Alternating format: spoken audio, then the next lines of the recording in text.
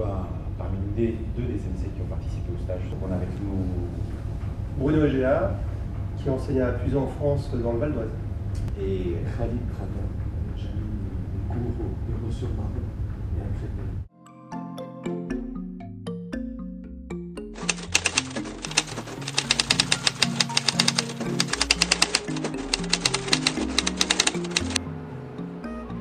L'idée de départ, c'était de travailler sur la post-strat et ses applications aussi, des séquences qui peuvent se faire à deux. Et très rapidement, en changeant de grand âge, je me suis rendu compte qu'il valait mieux passer à autre chose, une pratique de jeu, mais sous sollicitation. Je travaillais sur le contact. Avec les tout petits, il a fallu être dans un travail beaucoup plus ludique pour pouvoir les emmener à bouger. Comme ils passaient dans le dernier créneau avec moi, et ce qui était quand même assez difficile parce qu'ils avaient déjà bougé pendant 2 ateliers, ils étaient bien speed.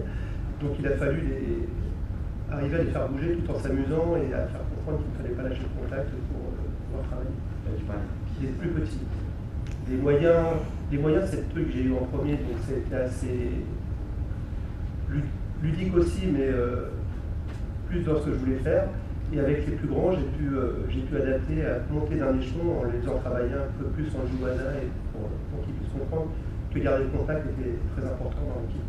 Et comment vous êtes intervenu par rapport à des modifications qui étaient pratiquement instantanées, dans l'instant présent, vous changez de public, c'était très très rapide par rapport à vous et par rapport à votre organisation? En ce qui me concerne, déjà quand j'ai commencé par le groupe les plus grands, donc mettre en pratique le kata des 14 frappes, l'étudier, c'était évident avec eux. Cela dit, à l'intérieur de ce groupe, il me semble qu'il y avait des jeunes qui n'avaient jamais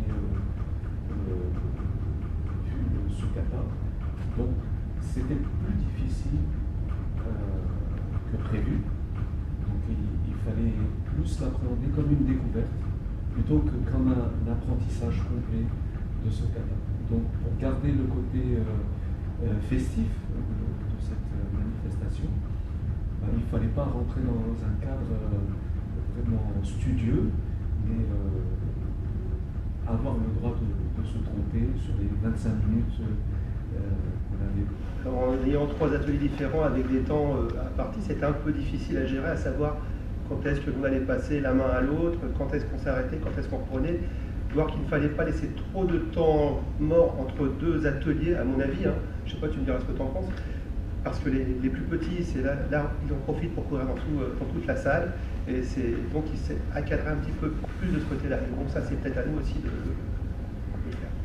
Ce désordre apparent est bénéfique, à mon avis, parce que ça leur fait comme une petite coupure et une récréation. Donc dans un cours, un stage de 2 heures, ça leur fait 2 moments de récréation. Et la récréation des petits, c'est automatiquement courir un peu partout. Donc c'est plutôt ce bruit-là est plutôt rassurant pour moi. Parce que ça montre qu'ils sont contents, ils ne sont pas en train de retourner voir leurs parents pour pleurer et dire non, j'ai plus envie de le faire. Aucun des enfants n'a manifesté ce genre de sentiment. Alors aussi, on a vu que discuter sur quelques photographies pouvait être intéressante, notamment quelques clichés sur lesquels vous allez pouvoir réagir, sur par exemple ce qu'évoque cette photographie-là pour vous. Donc là, on avait il s'agit de moi. Donc c'est l'atelier jeune et je pense que c'est le début. Ça évoque l'attitude, la verticalité et puis l'importance du placement des mains.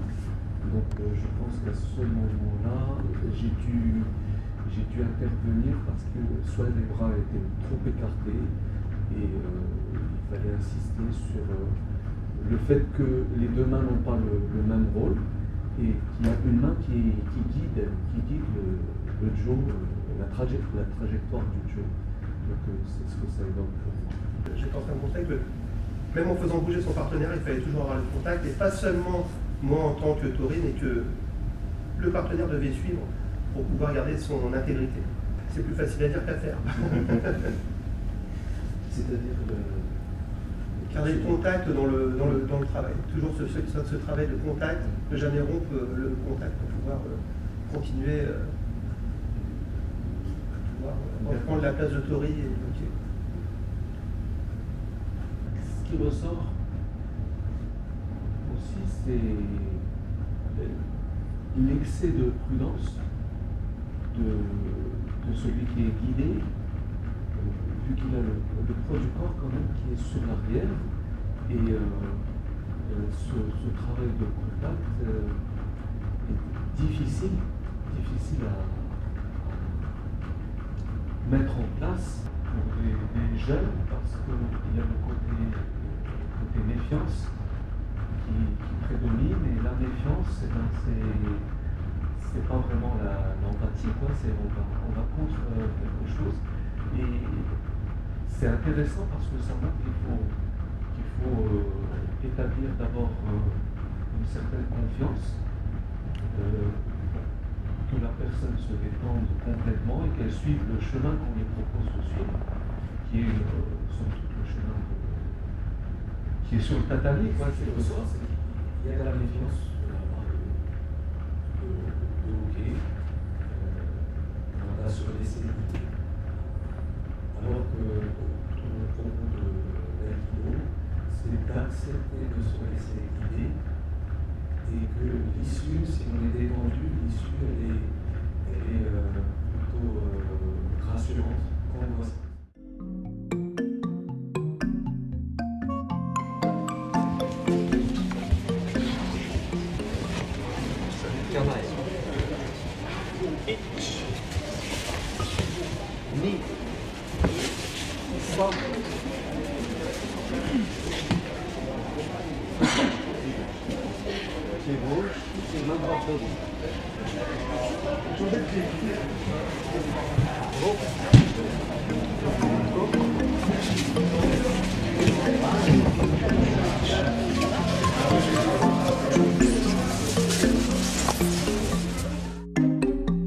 Donc on vient de regarder une vidéo, on voyait Rally avec les plus grands, avec presque les adolescents déjà.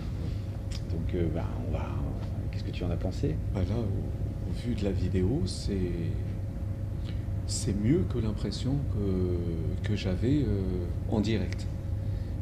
En fait, ils se débrouillent pas mal, même bien, pour certains très bien, qui l'ont déjà vu, et pour ceux qui le voient peut-être pour la première fois ou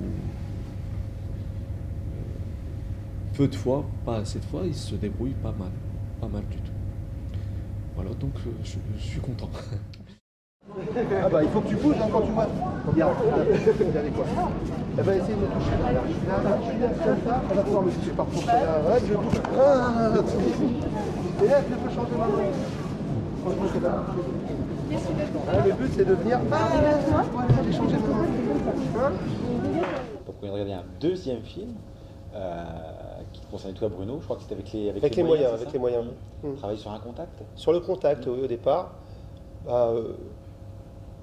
J'ai pris moi, ce que j'aime bien faire lorsque je fais mes cours, c'est aller pratiquer avec les élèves, un peu comme je fais en démonstration quand je montre une technique. L'élève passe Tori et moi je passe Uke. Et j'aime bien travailler avec eux déjà pour leur faire comprendre que l'on peut bouger, tout en gardant le contact. Et au début, il y a un petit peu, je cours après la main, et puis après, ça arrive à se régler, et puis les laissant un petit peu s'approcher plus de moi, quoi, pour que je m'approche plus d'eux plutôt, pour que ça puisse montrer que c'est possible, pas seulement avec eux, mais avec moi aussi. On va faire le dos. On va essayer de lui rattraper le dos de la ceinture du partenaire. Ça va? Tiens, viens voir. Mets-toi là.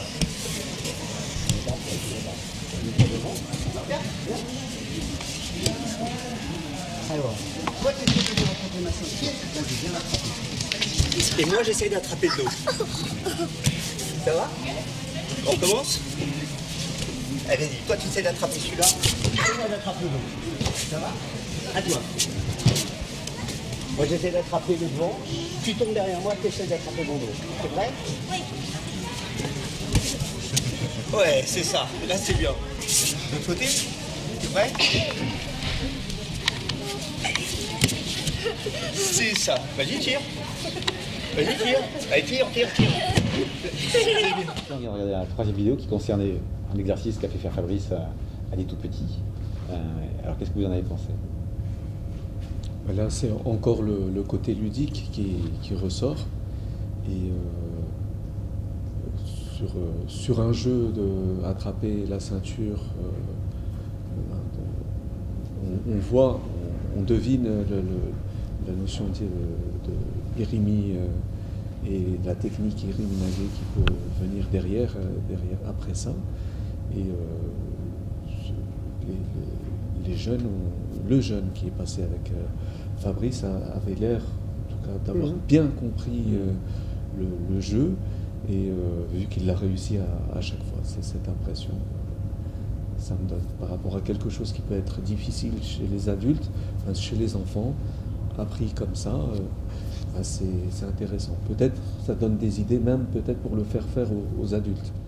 Effectivement, conclure par donc qu'est-ce que vous avez appris, si ça vous a appris quelque chose, ce stage, cette manifestation. Il y a toujours un stress en ce qui me concerne moi avant le stage, et j'ai l'impression que de toute façon ça se passe toujours très bien parce que tout le monde est content d'être là, et donc les erreurs, il y a des erreurs, il y a des imperfections, mais c'est normal, ça fait partie de la vie, quoi, et puis donc de la pratique aussi de l'aïkido. C'est vrai qu'on a toujours un peu l'appréhension au début d'un stage, c'est j'ai mon cours, est-ce que ça va aller, est-ce que ça va pas aller.